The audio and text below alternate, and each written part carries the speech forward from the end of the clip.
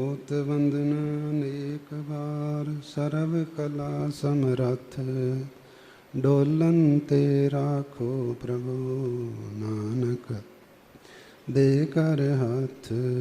ज्ञान ध्यान कुछ कर्म न जाना, सार न जाना तेरी, सब ते वड्डा सतगुरु मेरा, दिन पल राखी मेरी। सब ते वड्डा सतगुरु मेरा, दिन पल राखी मेरी। सौभाग्यशाली गुरमुखो, अपने सन्मुख विराजमान श्री 108 श्री सतगुरुदाता दीनदयाल श्री परमहंसों के सुंदर दर्शन दीदार एवं हाजरे हजूर श्री सतगुरुदाता दीनदयाल जी के दर्शन करते हुए बोलो जयकारा बोल मेरे श्री गुरु महाराज की जय।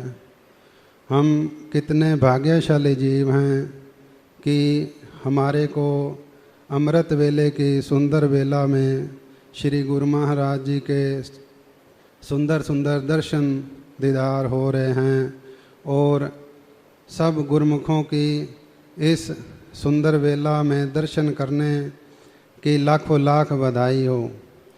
जयकारा बोल मेरे श्री गुरु महाराज की जय। श्री गुरु महाराज जी कल इतना लंबा सफ़र करते हुए सुबह 5 बजे से बंगलोर से रवाना हुए और भोपाल से होते हुए अशोकनगर और शाम को श्री अनंतपुर में पधारे और सब प्यासे रूहों को दर्शन दीदार देकर श्री गुरु महाराज जी ने बहुत बहुत हमारे ऊपर उपकार किए हैं। इन उपकारों का हम कभी भी बदला नहीं दे सकते। श्री गुरु महाराज जी के वचनों में, आज्ञा में और सब गुरमुख हमेशा गुरु महाराज जी की आज्ञा में ही रहें। श्री गुरु महाराज जी के वचन हैं, 9 दर ठाके दहावत राय, 10वें निज घर वासा पाए। उथे अनहद शब्द वजे दिन राते, सतगुरु पूरे मिलावणिया। जब हम अपनी सुरती को 9 दरवाज़ों से हटाकर 10वें दरवाजे की ओर मस्त करेंगे, ध्यान एकाग्र करेंगे तो हमारी सुरती उस बुलंदियों को, उस एकाग्रता को प्राप्त हो जाएगी। उस आनंद के बगैर हमें और कोई भी आनंद मीठा नहीं लगेगा। और वहाँ पर एक मीठी धमनी अनहद शब्द जो हर टाइम हमारे अंदर घट में बज रहा है और उसके हमारे को आवाज़ें दर्शन दीदार होंगे और हमारे सुरती आकाश मंडल की तरफ सफ़र करते जाएंगे। गुरमुखो, जब हम श्री गुरु महाराज जी के दर्शन घट में करते हैं तो कल जैसे हमने श्री अनंतपुर में पधारे श्री गुरु महाराज जी के दर्शन किए तो हमारा मन को शांति प्राप्त हुई, वैसे ही अगर हम अंतर मन में अपने घट में श्री गुरु महाराज जी के दर्शन करते हैं तो हमें ऐसा सुख, ऐसा अनुभव प्राप्त होता है कि इसकी कोई भी किसी की बराबरी नहीं कर सकता। तो ये सुरती अपने सहज शब्द में मस्त करके उस सफ़र की ओर रवाना करो और श्री गुरु महाराज जी के साथ प्रेम प्यार इतना बढ़ाओ कि वचनों के बगैर कोई भी और ठिकाना ना हो। श्री गुरु महाराज जी द्वितीय पाशी के वचन हैं कि एक बार श्री गुरु महाराज स्वाभाविक विराजमान हुए और अपनी मौज वंश उन्होंने फरमाया कि हमने स्नान करना है, जल्दी से पानी गर्म करो। तो निजी सेवादारों ने जल्दी जल्दी में पानी की तरफ गए और आगे पानी ठंडा था, आग भी नहीं जल रही थी। तो एक महात्मा जो श्री गुरु महाराज जी का बहुत बड़ा प्रेमी था, उन्होंने आग को जल्दी जलाने के लिए अपने हाथों से ही तंदूर से आग निकाली और चूल्हे को जलाया और पानी गर्म किया। तो श्री गुरु महाराज ने जब यह बात सुनी तो गुरु महाराज ने बहुत प्रसन्नता व्यक्त की और वचन फरमाए कि सेवक को हमेशा ऐसे ही तत्पर रहना चाहिए। जो सेवक हमेशा अपने नियम अनुसार अपनी आज्ञा में रहकर, हमारी आज्ञा में रहकर वो अपना कर्म कर रहा है तो वो हमें बहुत प्रिय है।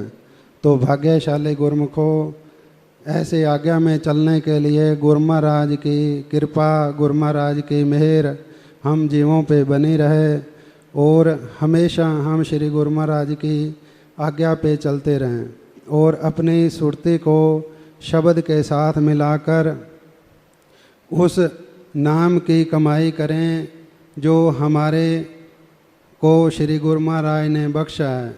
हमारे बहुत ऊंचे भाग हैं, जिन ऊंचे भागों के कारण हमें श्री गुरु महाराज की प्राप्ति हुई और हमें वो सत मार्ग प्राप्त हुआ जो आम संसारी लोगों को नहीं है।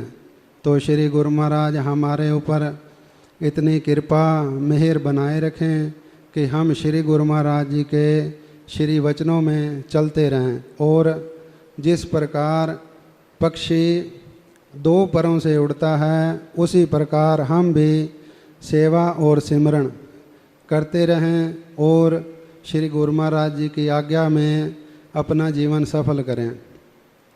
तो गुरुमुखों, शब्द को सूरत के साथ मिलाने के लिए भक्ति में 3 नियम हैं, कुंभक, पूरक, रेचक, जिसे प्राणायाम कहते हैं।